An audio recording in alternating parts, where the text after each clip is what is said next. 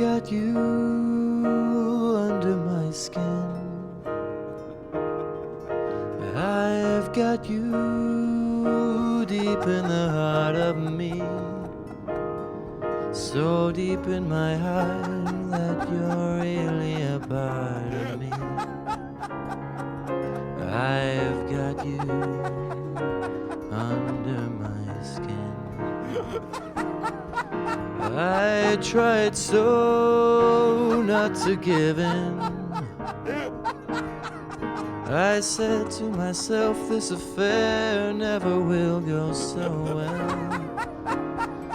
But why should I try to resist when, baby, I know so well I've got you under my skin. I'd sacrifice anything, come what might, for the sake of having you near, in spite of the warning voice that comes in the night and repeats in my ear. Don't you know, little fool, you never can win. Man, it's good to laugh. I like that little clip. I haven't laughed in a long time. Laughter is so infectious. And all emotions are infectious. You know, if somebody's gloomy around you, you're going to be gloomy too, or wonder what's up. But if somebody's happy and cheerful, you're going to be cheerful too. Just kind of the way emotions are. It is a very primal way of connecting with people through emotions. There's a lot of information goes through emotions too. And I talk a lot about serious stuff and pain and suffering, but that's not the whole of what people are. We laugh, joke, have joy, bliss, excitement, enjoyment, fun, entertainment. We have all those things.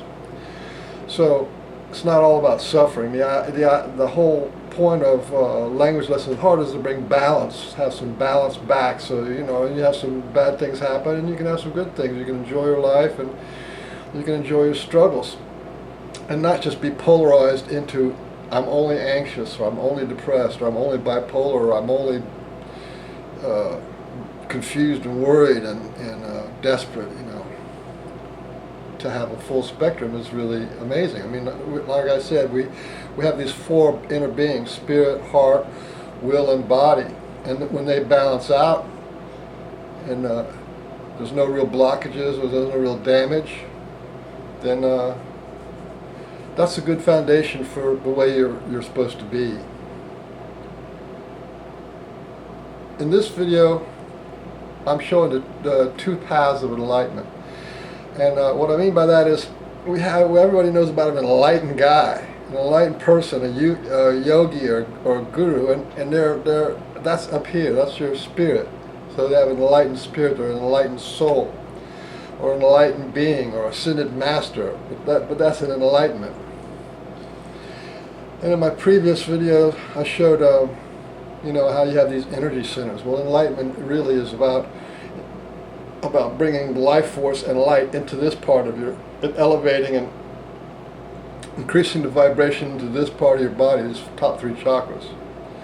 And that's probably the most common one we hear about. But remember that the two primary personalities inside of you, two primary divisions, are your spirit and your will, the man and the woman, the king and the queen. So when you talk about meditation and enlightenment, that's a spirit path, and that includes like a Raja Yoga and Kriya Yoga, the meditations. When people do meditation, where it calms the mind and allows the energy to, manifest. There's another type of enlightenment, and that's called the will path, or the emotional path, or the female path. So they're deep emotions, they're deep female. It's the path of life, and that's what they call Kundalini awakening, or Kundalini enlightenment, or the rise in Kundalini. And that's very much in your will. And the Kundalini, just remember, is from your belly down to your ass, and just flows that whole energy center down there. When that moves, when that stirs, that's pure life force, and it goes up through your heart, and it ends up in your chakra. So this is the union between the woman and the man. And whereas Raja Yoga and Kriya Yoga is the union between the man, and then that filters down to the woman. Both are effective, but you can have enlightenment and still not have done your emotional healing work or your shadow work, and you can just be an enlightened asshole. There's a lot of gurus out there that are very abusive. They take your power, they take your devotion, and they're just jerks because they got this, oh, I got this spiritual enlightenment richness. You know, and then the same thing you could say about for monks and priests. You know, priests think they got this inside, you know, angle on God and stuff, and they treat people like dirt. You know, make the kings the beggars, and they're really the beggars. So, but both Kundalini and Kriya Yoga and spirituality, these are ways of trying to attain a different state other than the state you're in. Language Lessons of the Heart is about incarnating into the state you're in and resolving all the conflicts, so there's not a desperation to get away, to elevate or to change or to evolve or to do something different than be other than what you are. And that's a big issue because there's a whole spiritual path thing. There's a religion, you know, there's a religion that, oh, you got to try to become better and higher or more devout or something like that. And then there's the spiritual people who are more tuned in and whatever the spiritual people do. I've seen a lot of heartless, you know, people in a spiritual, what they call a spiritual path. You know, somebody be like crushed and in a whole world caved in on them, and they'll just say something like, oh, that's just you're in a transition period, or you know, they just give you this sort of like, oh, that's what you're called for, some kind of, it's real heartless. There can be heartlessness in all of this stuff. So enlightenment is not a substitute for doing your emotional shadow work and getting the internal atmosphere of love and cooperation between all these four parts of yourself. If they're happy and you're functioning well, you may not even need or want to be, you know, a yogi or you could care less whether your Kundalini rises or it doesn't. It's not like a band-aid on bad behavior. It's the same thing like people who do drugs. You know, they feel pain, and so they do, you know, marijuana or cocaine or, you know, some psychedelic or something. And they do that over and over again as a way of dealing with their pain. And that's kind of, or heroin, oh my God. But that's the way they deal with their pain. And for more people than you care to notice, people use bliss and enlightenment as a way of dealing with their pain. And that is probably the best suppression of pain that there is, but it involves heartlessness. That's why, you know, you can see all this. There's been millions and millions of enlightened people on this planet over thousands and thousands of years, and the world hasn't really changed that much because there's always an element of denial involved with it. So gurus have issues, monks and priests have issues, saints and sages have issues. People have it all through the ages, have issues, and you want to ascend. And you think when people say, "Oh, we're gonna ascend to another dimension," well, that means there's a part of you that, like, you want to get away from this because this doesn't feel right. It doesn't feel like home. It doesn't. There's no love in it, you know, and it's a mess down here. Well, the mess is inside you, and if you think you're going to be able to ascend and get rid of it, well, that's really pretty heartless. I'm going to leave my pain body behind and, you know, just lift off with my little spirit energy. And there's a lot of that. There's a whole reality going on with people all preparing to ascend, you know. But and I tell you, bliss is a powerful drug. It's the highest, most powerful drug in the world. but it doesn't resolve your issues. And that's what this video is about. Is even death. People say, "Oh, look, I'm just like hanging out here until I die." When I die, I'm gonna get rid of all this stuff, and maybe I'll have better luck next time. But death doesn't solve anything. Death doesn't solve anything. This is this thing called karma. And what karma actually is you think, oh, well, I'm the spirit, and you live in your spirit, and I'm going to be a spirit, and I'm going to go and then come back into a body. But you don't go off with you have a spirit, heart, will, and body when you're floating around in the other world, in the other dimension. If you didn't have a body, you wouldn't have the shape of a form. And if you didn't have your will and your emotions, you wouldn't know where to go or what to do. You'd just be like this blob of like light energy just hanging out there. So whatever is impressed upon your emotional body, which is magnetic, whatever is held in that magnetic memory and body memory and heart memory, that goes on from lifetime to lifetime to lifetime to lifetime. I mean, we had wars 5,000 years ago. We had wars 2,000 years ago. We had wars 1,000 years ago, and we got wars now. And all that wounding and all that imprinting is still with us. None of that, the internal war, the external wars, that stuff's still with us. We had governmental abuse and slavery and mental slavery and suffering. It goes way back. And those issues, people drown in another lifetime, and you're afraid of water in this lifetime. That's the way it is. It's death is not the solution to getting away from your emotional problems. People think, so people get this into this thing of I'm going to die harder. I'm gonna like grit my teeth and then I'm going to die really hard this time, and then I'm going to come back better. Take care of what's inside of you in this lifetime. That's what you're here for. You do all kinds of things and all kinds of purposes and reasons that you can live, but one of the things that you can do when you're alive is take care of your karma. Take care of your karma, your children's karma, your grandmother's karma. Take care of everybody's karma, because it's all yours. If it's connected to you, it's yours. They reflect you.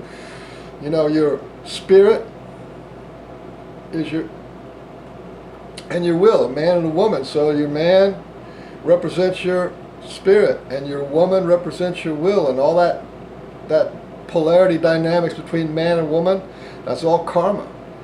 Whether it's abusive or manipulative or a power struggle, whatever that stuff is, that's in your emotional body, and that gets carried over lifetime after lifetime. Remember, we are polyphrenic, multidimensional, unstuck in time, and we have this little shaky shake of infinite. This is an infinite process, an infinite progression that goes beyond time and space. So I'm going to show you this video on Gabriel Morris. I asked him if I could show this video, and he had a Kundalini arising. He was born in Vancouver and raised in Vancouver, Canada, and raised in California. And about 20 years ago, he had this amazing, spontaneous Kundalini awakening. That's where your energy moves up through your body, and just huge galactic kind of size of energy. The same energy that moves the planets and spins the earth, same energy that's in everything, just sort of arises in people, and it's called a Kundalini awakening. And when it does, it pushes things around and opens up things, and sometimes it's painful, and sometimes it's confusing, and sometimes you lose your mind because something so big is happening to you. But and there's his whole YouTube page. It's called Gabriel Kundalini. His whole YouTube page is about kind of showing you what Kundalini is and the difficulties of it. But in this video, he talks about after 20 years. He talks about the name of this video is "Wounds Are Like Bullets." After 20 years, he still has emotional wounds, being an incredibly enlightened guy, travels the world. Have an amazing life. He's actually on top of the world while he's giving this. He's on top of the world while he's giving this talk, this little discussion, and he talks about how there's still wounds that have to be taken care of. So whether you're an enlightened person, or you're some kind of saint or sage, enlightened person, you still have emotional wounds. And if you're full of the most energy the human being can have, full of Kundalini, and your computer's on and running full blast, you still have emotional wounds. So death doesn't resolve emotional wounds. Enlightenment of either your spirit enlightenment or your emotional enlightenment, your Kundalini enlightenment, they don't resolve your karma of your emotional wounds. And the emotional wounds you have now are exactly identical, in harmony with all your past lives and all your future lives and all around you. So that's kind of the point of this particular video. And I watched this video, like this one particular video, because I'm editing it. I watched it like 6 times. It is one of he says some of the deepest things that we just don't hear, especially out of somebody who does have a kind of a functional enlightenment. So this is another flavor, another way of looking, another possibility of what it means to heal from your deepest wounds. Howdy there, greetings from the Himalaya mountains of northern India. I'm in the region of Ladakh. It is in the far northern part of India, near the Tibet border and Pakistan over on the west. And it is very high in elevation. I'm here at probably more than 12,000 feet. And this area is outside of the monsoon that hits most of Asia, which is basically just a period of heavy rains. And because it is outside of the monsoon, then as you can see, it is extremely dry. These hills are completely barren. There's some trees down in the valley there. There is some snow on the mountains there in the distance. Definitely a spectacular spot. So this video is titled Emotional Wounds Are Like Bullets. And I was just thinking about this last night, how experiences that we have and the emotional psychic effects that they have on us can get lodged in our being, in our mental emotional self. And then that particular blockage, as it were, that the energetic phenomenon that is attached to a particular experience can get stuck inside of us, and then the wound closes over with that energetic blockage, emotional blockage stuck inside of us. And it can be like if you get shot, which fortunately I haven't been, but just imagining it, say it's the 1800s and you're a cowboy and you get shot, but you can't go to a hospital for some reason, and the bullet gets stuck inside you, and then the wound closes over and that bullet is stuck inside your body. And so you're going to have this hard metal, unresponsive foreign object stuck inside you, inside your body, which is meant to be a responsive, fluid, energetically flowing system. And so this is going to cause a disturbance in you for the rest of your life until perhaps you somehow remove that bullet. It's going to, get in the way of things, and even if the initial pain subsides, then it's still going to pose a problem for you going forwards. And so emotional wounds can be like this.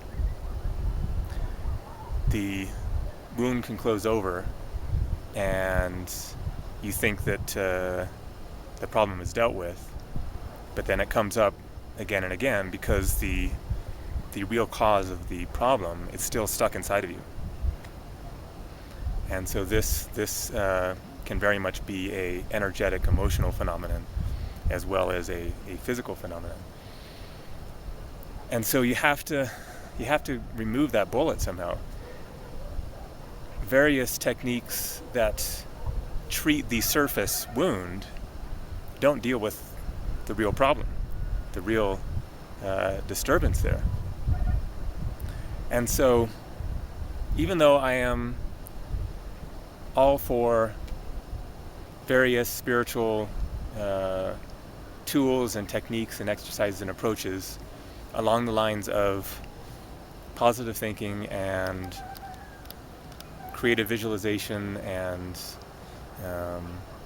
positive affirmation and mantras and prayer and practicing forgiveness and thankfulness and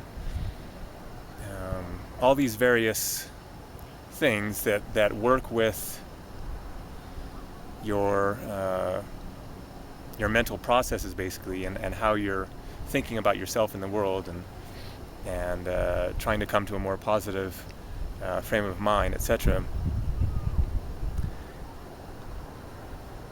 These can be like treating the surface wound without addressing the bullet. If you don't get down into some deeper stuff, into what's really causing the problem, to what's really causing you mental, emotional, spiritual anguish, that you need to get down into the negative stuff. You can't just gloss it over with positive thinking and pardon me, arm getting tired here. You can't just treat the surface wound and hope that that's going to be the ultimate solution.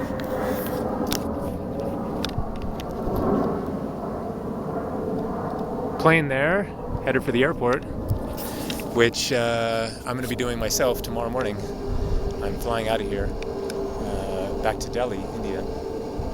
Looking forward to seeing those Himalaya views from the airplane. I'm hoping that there will be some clear skies.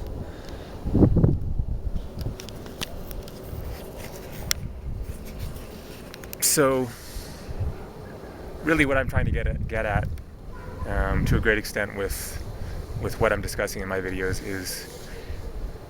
is how to deal with that deep, intense stuff. Really getting to the heart of the matter, and not just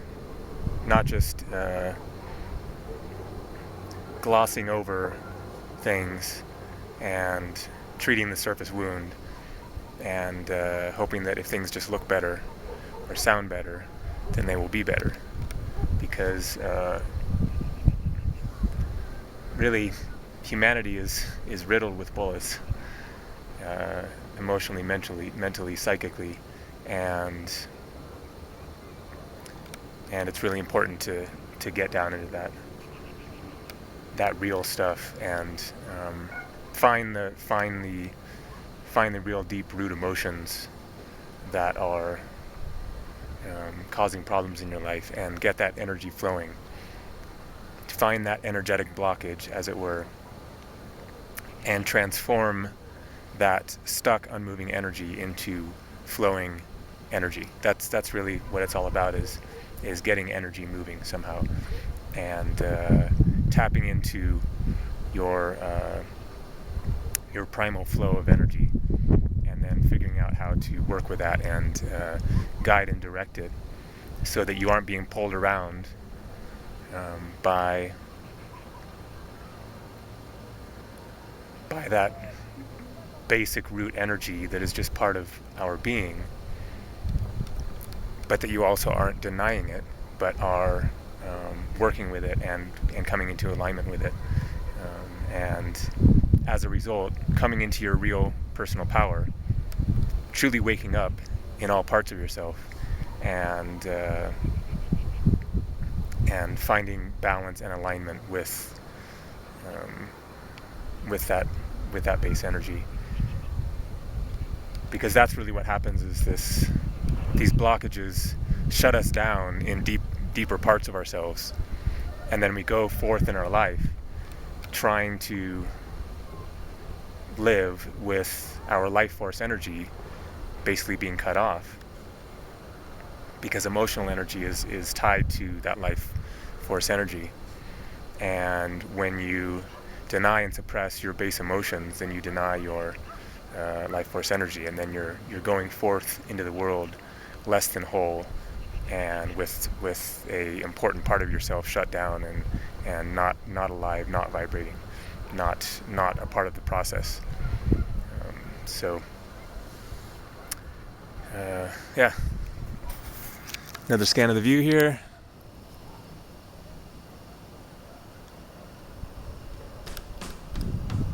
All right, take care. Have a good day.